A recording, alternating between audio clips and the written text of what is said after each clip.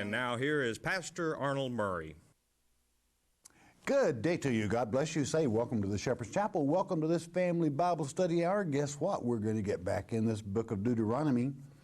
And the law, some people call it the second law. But actually, Barem, it is really the law repeated by Moses. And Moses talks in such a way that a layperson could understand it. He doesn't teach so much from the priest's standpoint. And you're really going to see this in the 12th chapter as we come to it here in a few minutes, that he lays it out to the layperson rather than speaking as a priest would. And therefore, it's a lot easier to understand if you just pay attention and watch it closely. So, a repeat of the law. Moses will be gone back to the Father less than 30 days after this book of Deuteronomy was written. And so he's giving it his final recap, if you would. And I find that very interesting. He had completed in chapter 11 in the last lecture with God's word in verse 36, where God says, hey, I want your love, but I'm going to give you a choice. I'm going to put before you this day a blessing and a curse. And it's up to you, beloved, whether you choose the blessing or the curse. He's made it very simple in the 10th chapter, what he requires of you. And it's something you never want to forget. And what in verse 12 of chapter 10, let's read it before we even begin today. We did in the last lecture. And now, Israel, what doth the Lord thy God require of thee but to fear the Lord thy God, to walk in all his ways, and to love him? That's very important. And to serve the Lord thy God with all thy heart and with all thy soul. In other words, he is your Father. He's number one in your life. And that's what he requires. So if you choose the curse, that's your business. And if you like that sort of thing, hey, jump in. But I guarantee you the water's hot. So we'd covered down to the 29th verse, and we're still in the subject of the curse and the blessings. Now, there are, in verse 27 and 28, two huge ifs. And those ifs define what places you under the curse or under the blessing. So don't ever forget it. Verse 29, we pick up there, we go with it. And it shall come to pass, when the Lord thy God hath brought thee in unto the land whither thou goest to possess it, that thou shalt put the blessings upon Mount Gerizim, that means the cuttings, and the curse upon Mount Ebal. Now, Mount Ebal is a bald mountain. There's nothing there. I mean, not even the wild donkeys know better than to go there trying to pick something up, but a lot of people haven't got any more sense than that. They'll take the cursings, and there's no food there. Now, what is he saying here? You'll get the very richest of cuttings of the truth. That means to partake of, if you choose the blessings. But if you go up on that bald knob all by yourself, choosing the cursings, there's no food for thought. God's certainly not going to feed you. And I'm talking about truth now, not food itself. I'm talking about your mind. You might as well seal it off because you're finished until you have a big change of heart. So again, don't try to blame someone else. I mean, you know, you people will say, well, if my daddy hadn't done this, or if my mama hadn't all went, no, don't do that.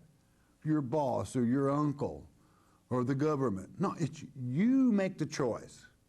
You make the final choice. It's your bed. You sleep in it. The only person that can change it is you. So remember that. It's like if someone, example, decides they want to quit drinking.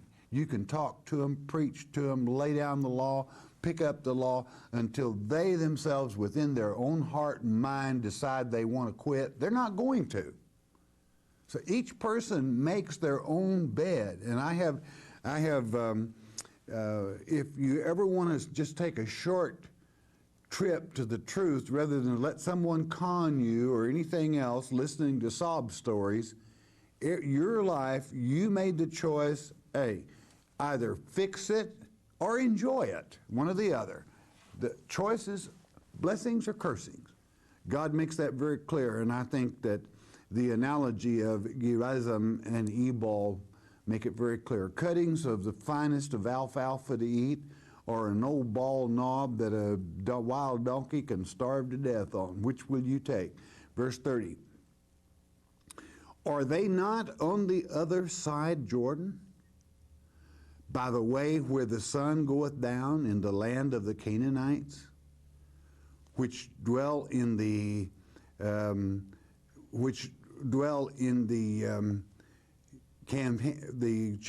campaign over against Gilgal?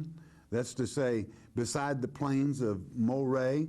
Now, I kind of like this place, Moreh. It's where my name, Murray, comes from, and it means teacher. And I guess I fell into my lot pretty well there because I try to teach. Gilgal means kind of rolling, all right? But Moreh, and this is the proper pronunciation, quite frankly, in Latin for Murray is Moreh, all right? Verse 31. Not that that has anything to do with one thing or the other, but the word does mean teacher, so sharpen up. That's what he's telling you here. The law or the curse, I mean, God's blessings or the curse, it's yours. 31, for ye shall pass over Jordan to go in to possess the land which the Lord your God giveth you, and you shall possess it and dwell therein. You're going to. 32, and ye shall observe to do all the statutes and judgments which I set before you this day, if you want the blessings. You see, before you can please God and serve Him, you've got to know what it is He wants. Or you're playing guessing games. Hey, if you've been in this old world around for a while, you find out you don't try to make it playing guessing games, or somebody's going to end up getting hurt. You must know what you're doing, and you must be very sincere in how you do it. And it's like God would have said back in the 13th verse of this chapter we just finished, and it shall come to pass, if ye shall hearken diligently unto my commandments which I command you this day, to love the Lord your God and to serve Him with all your heart and with all your soul. You'll be blessed. That's what your Father wants from you, is your love. He created you for His pleasure. And how it does please Him when one of His little ones does well.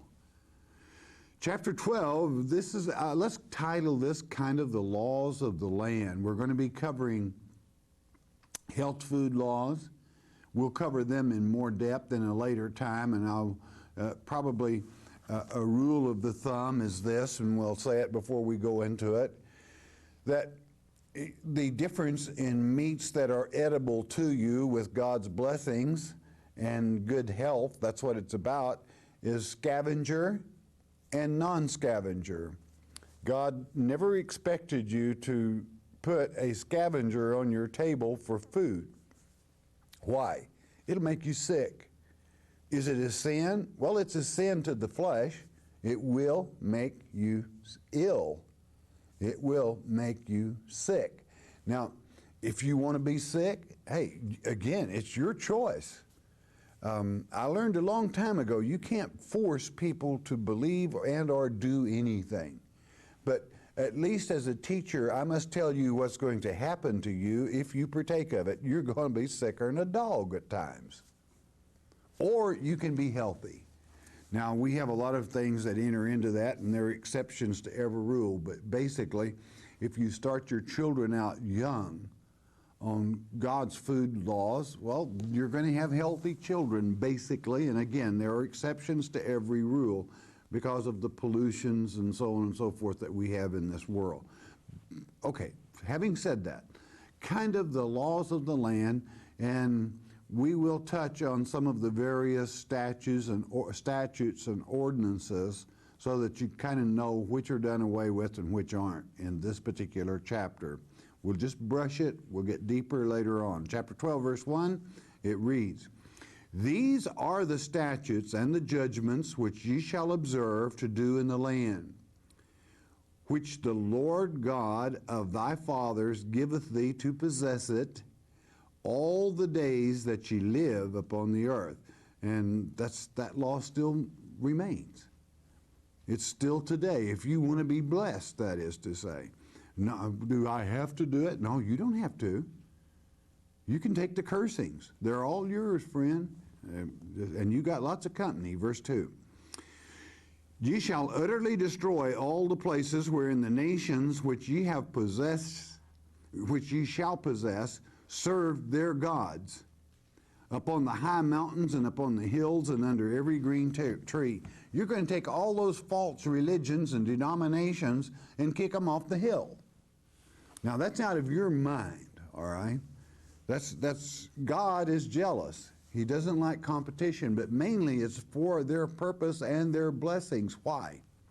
Well, take old Achan, who, boy, oh man, he fell in love with that Babylonian priest robe.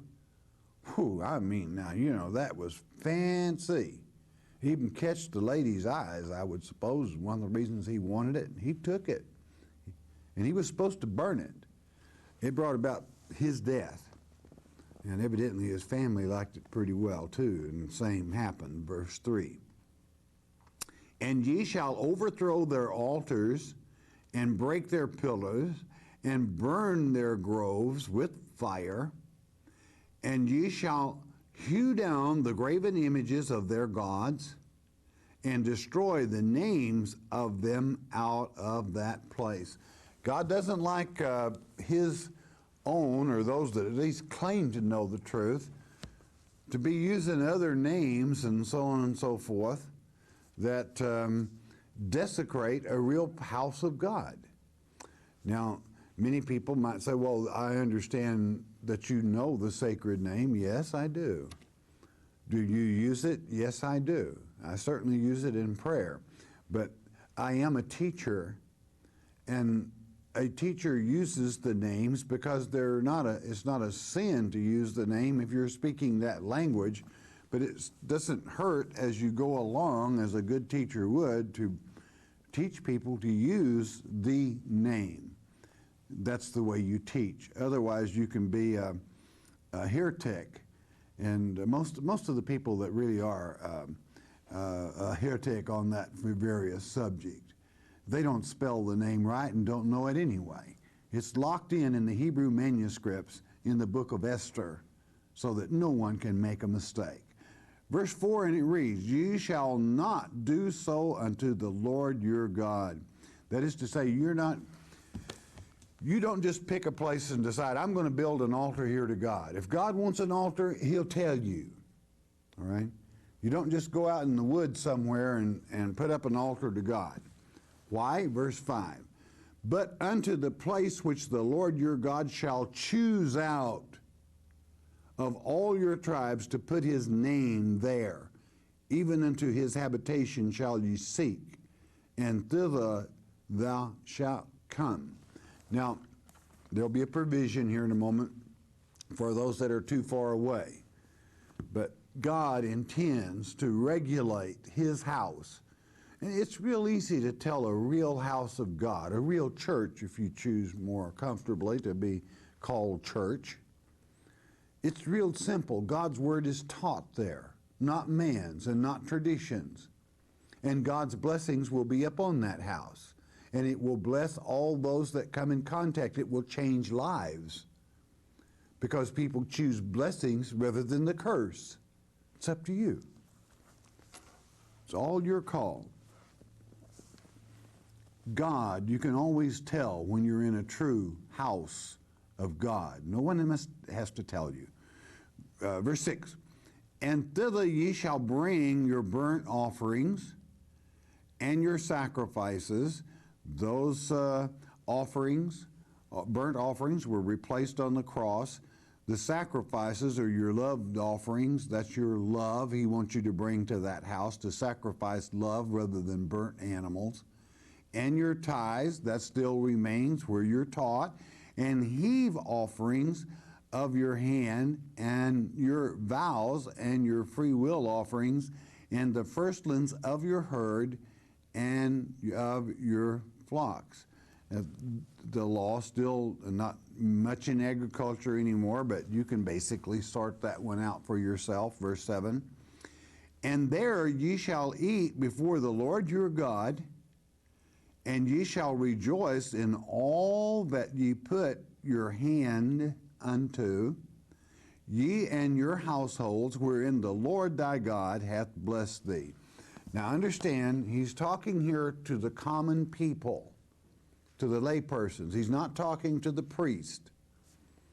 Verse 8, ye shall not do after all the things that we do here this day, every man whatsoever is right in his own eyes. In other words, while they were wandering in the wilderness, they could not carry out with a house that was called Bethel, or Jerusalem, God's house, the city of peace, or Bethel, the house of God. But in the wilderness, he said, you're not going to do like we do here. We kind of get by best we can. Well, that still kind of applies a little bit today, because there are so few really true houses of God. Sometimes you have to do what's right in your own eyes. Verse 9. For ye are not as yet come to the rest and to the inheritance which the Lord your God giveth you. In other words, you're still a wanderer to a degree. Verse 10. But when you go over Jordan and dwell in the land which the Lord your God giveth you to inherit, it's yours, and when he giveth you rest from all your enemies round about, so that ye dwell in safety, when he gets all that taken care of for you, verse 11, then there shall be a place which the Lord your God shall choose to cause his name to dwell there. Thither shall ye bring all that I command you, your burnt offerings, and your sacrifices, your tithes, and the heave offering of your hand, and all your choice vows which ye vow unto the Lord. And if you do make a vow to the Lord, make certain that you have one of his houses before you fulfill that vow, or it probably won't go to God. So sometimes it's best if you don't make a vow, all right? That's up to you. That's a very personal thing. Will God forgive me if I break my vow? Well, it's not the unforgivable sin, so the answer naturally is yes. But I think this still is true to this day, that God chooses his own places, because he chooses those which were pre-chosen, preordained, pre-elected before the foundations of the world. So it doesn't take a rocket scientist to figure out that if you're in a real house, God still holds that promise, and it is true. Verse 12. And ye shall rejoice before the Lord your God, ye and your sons and your daughters, and your men servants and your maid servants, and the Levite that is within your gates, for as much as he hath no part nor inheritance with you. In other words, the Levitical priesthood had no inheritance. God was their inheritance. They were supposed to carry his part, and as the law would divide it up, they had a part of that. 13. Take heed to thyself that thou offer not thy burnt offerings in every place that thou seest. In other words, be careful where you go to church. I suppose I could update that to that. Be careful where you go to church. And be careful where you put your love sacrifice, that is to say your love for God, that you truly give it to God and not feel like you have to have a go-between, because you don't. You are your Father's child, and he wants to hear it from you, all right? Verse 14. But in the place which the Lord shall choose in one of thy tribes, there thou shalt offer thy burnt offerings, and there thou shalt do all that I command thee. And naturally, the burnt offerings were done away with Christ. In other words, so the update is what then? wherever God decides to send the Son and the Holy Spirit, even to this day, God will do the choosing. And I think that any Christian that has discernment can walk into a house and know whether it's a house of God that's following blessings or if it's going the other way. It isn't difficult. 15. Notwithstanding, thou mayest kill and eat flesh in all thy gates. Whatsoever thy soul lusteth after, whatever you get a craving for, that's what this means, all right? You ever get a craving for a certain kind of food? Of course you do. Well, that's what this means. The word lusteth probably is a little, well, be that as it may. I think it's better translated craving. According to the blessing of the Lord thy God, which he hath given thee, the unclean and the clean may eat thereof, as of the roebuck and as of the hart. Now, or gazelle, what this is saying here, you could never offer a roebuck, a deer, let's call them a deer because that's what they were. You couldn't offer that as a sacrifice to God. Do you know why? Well, because it's wild. It's God's already. God, as he reigned upon the open fields, the roebuck, is already God's property. He allows you to hunt and to take them, and then it's all right to eat them. They're clean. But you can't offer it as a sacrifice. But now I want very clearly, I want to make it very clear, better said.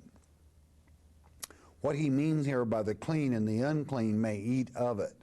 When it comes supper time, you're going to have, he's not talking about unclean foods that you are to eat, but he's talking about eaters that are unclean. Like maybe someone had a brother that was killed or something, and he touched a dead body, and he would be unclean for a certain period of time, but he can still eat. All right, let him eat with you. After he once touches it, then you don't touch it, and so forth. And I think that God here shows you, as it stated earlier, you do the best that you can and with what's right in your mind. That sometimes we have to take these things and do the best we can with what's right in your mind, according to the decision made by having your mind primed and packed with God's thoughts and his letter. That you'll probably always come up with a right decision.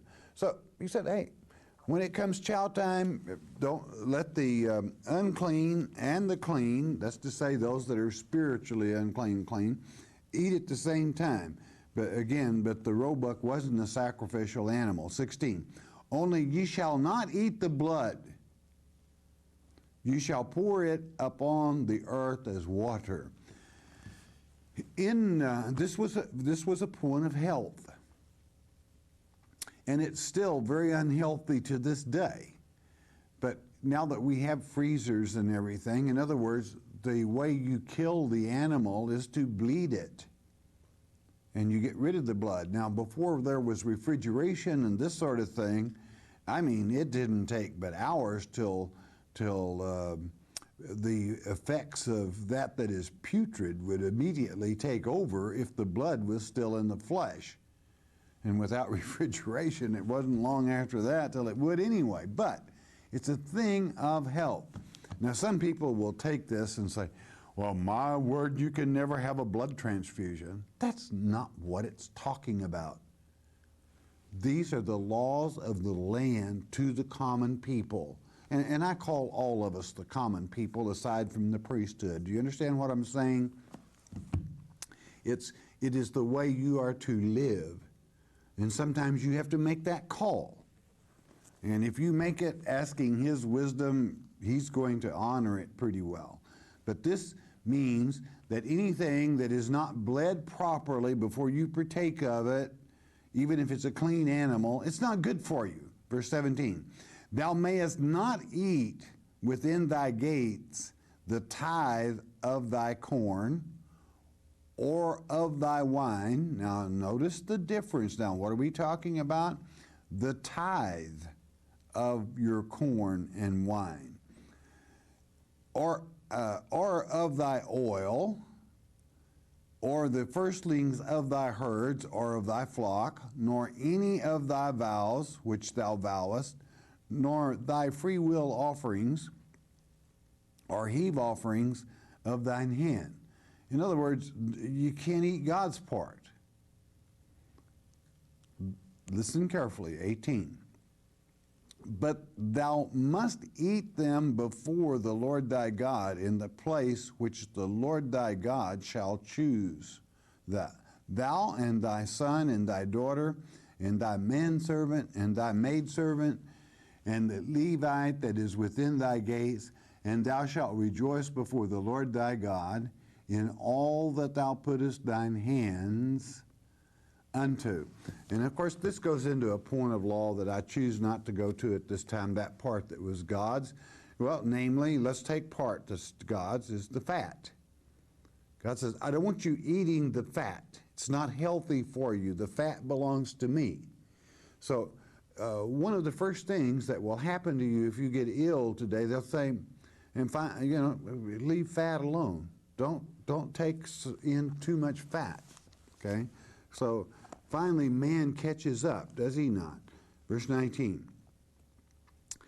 Take heed to thyself that thou forsake not the Levite as long as thou livest upon the earth. In other words, you always take care of that one that was responsible for keeping the commandments in good shape. 20. When the Lord thy God shall enlarge thy border, when you get to be a bigger country, as he hath promised thee, and thou shalt say, I will eat flesh, because thy soul longeth to eat flesh. In other words, you got a hankering for it, all right? Thou mayest eat flesh whatsoever thy soul lusteth after, or has a craving for. You see, now, does that make God a bad person? And again, he's not telling you it's all right to eat scavengers. He only created certain foods to be partaken of. And I can hear it right now in some of these revolving revs saying, well, apparently he's never read 1 Timothy chapter 4. Because it says there, never let a man judge you in your meat. It also says never let a man judge you in your marriage, all right? But what does it say about this meat thing? They like to quote verse 4, and they just read right over verse 3. It says, never let a man judge you about the meat you partaken of those things God created to be received. He didn't create the scavenger to be received.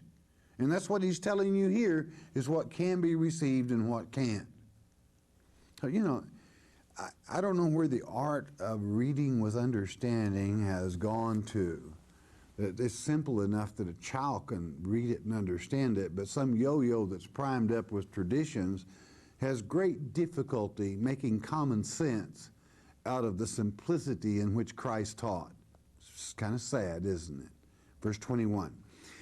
If the place which the Lord thy God hath chosen to put his name there be too far from thee, then thou shalt kill of thy herd and of thy flock, which the Lord hath given thee, as I have commanded thee, and thou shalt eat in thy gates whatsoever thy soul lusteth after, or has a hankering for.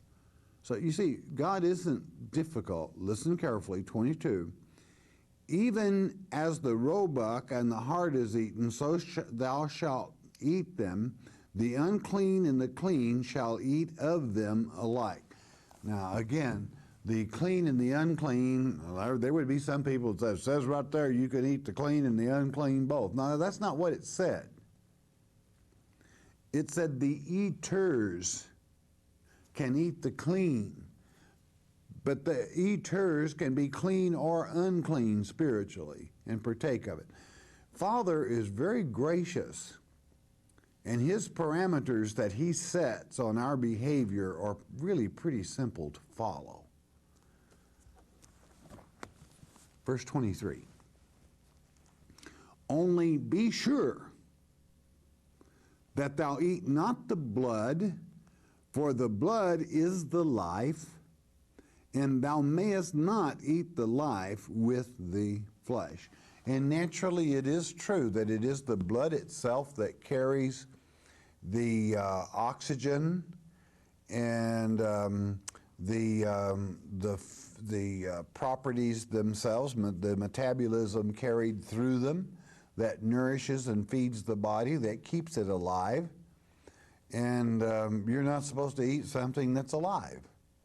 So it's very important that an animal be bled properly. Some might say, well, isn't that a ritual? Well, not necessarily.